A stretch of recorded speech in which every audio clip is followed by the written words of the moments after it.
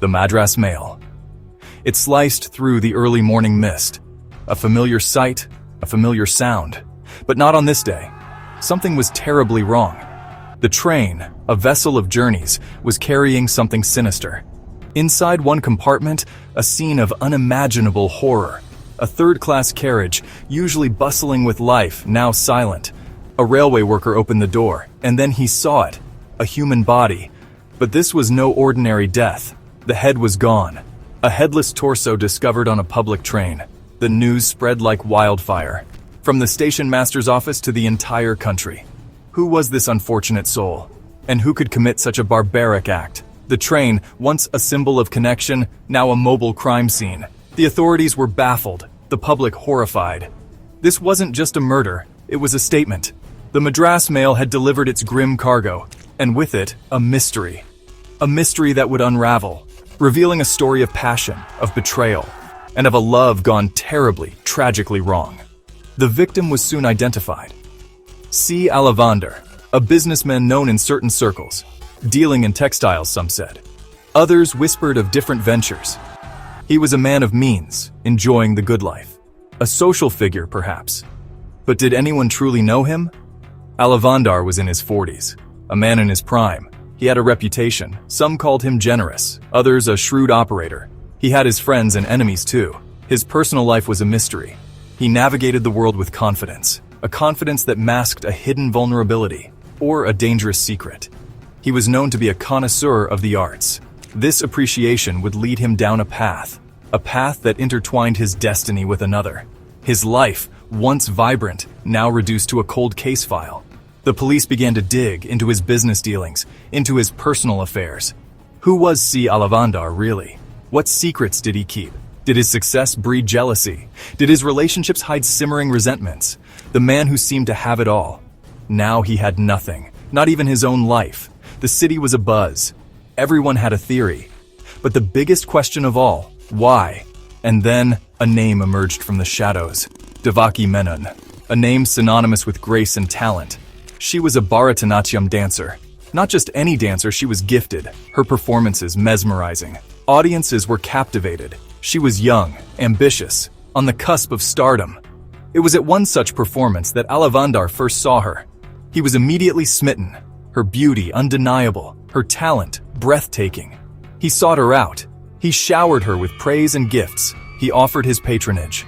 For a young dancer, this was a golden opportunity, a chance to rise. And Devaki? She was flattered, intrigued. A relationship blossomed.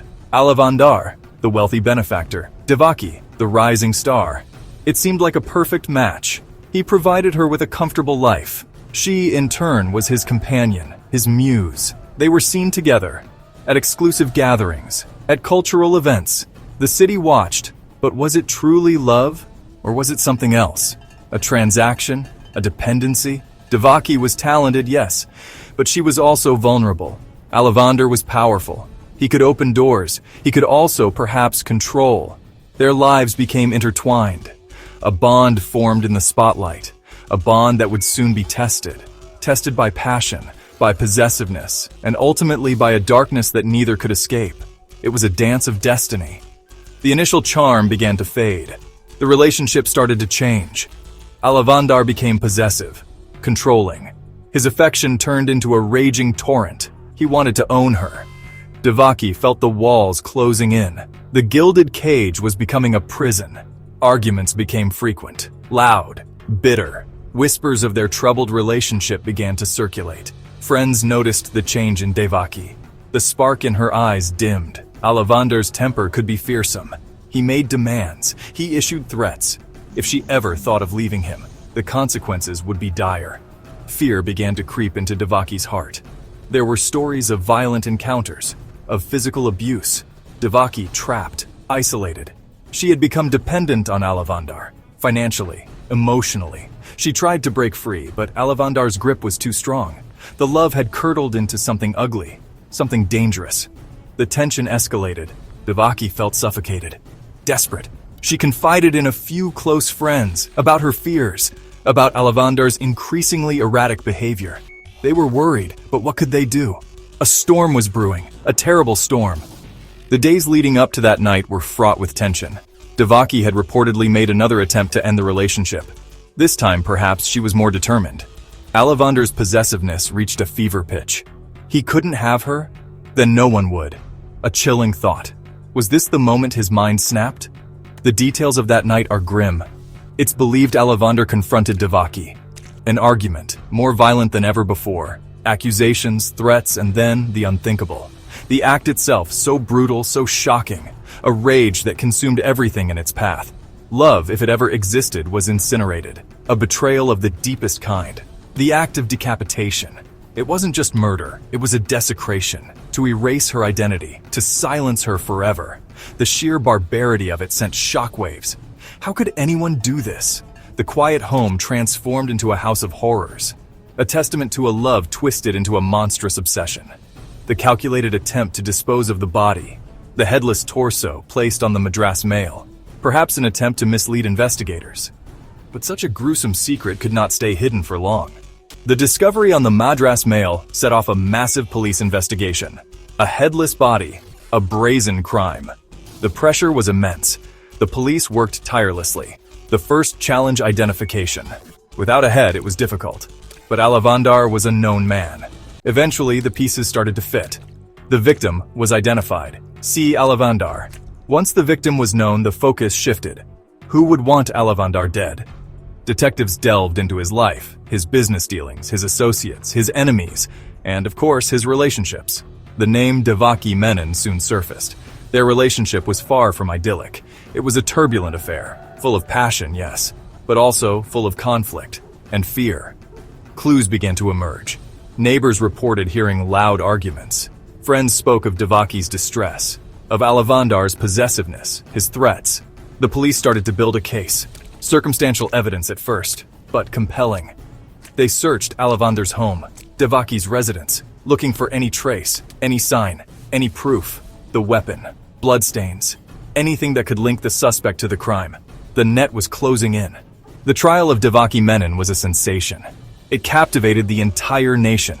People queued for hours to get a glimpse. Newspapers published every detail.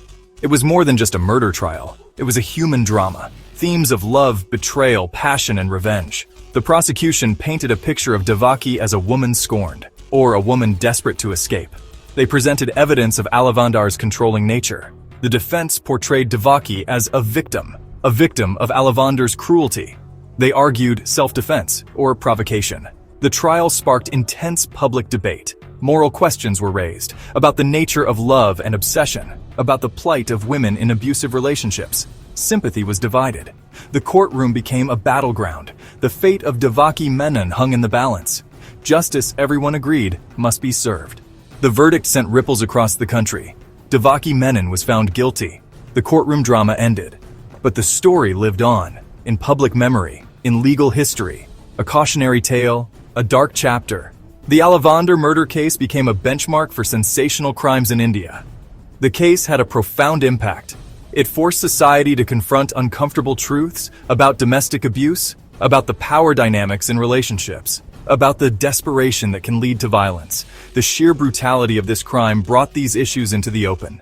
It sparked conversations. It led to calls for change, for better protection for victims, for greater awareness. Laws related to domestic violence and women's rights saw gradual reforms. The tragedy served as a grim reminder that behind closed doors, love can sometimes turn into a terrifying trap. The echoes of the Alavandar murder case still resonate, even today. It remains a subject of fascination and of study. It reminds us of the darkness that can lurk beneath the surface of ordinary lives, of the destructive power of unchecked passion, and of the long, often painful road to justice.